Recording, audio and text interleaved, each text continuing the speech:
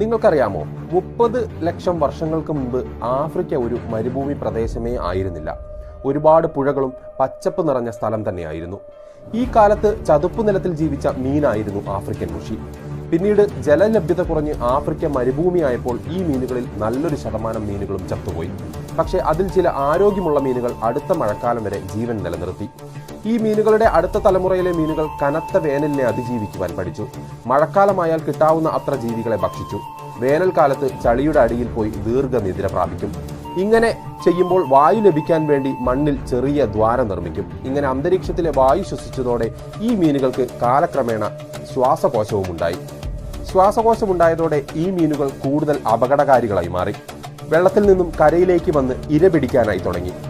ഈ മീനുകൾ മൊത്തം ആവാസ വ്യവസ്ഥയ്ക്ക് തന്നെ ഒരു ഭീഷണിയായി മാറുന്ന അവസ്ഥയായി.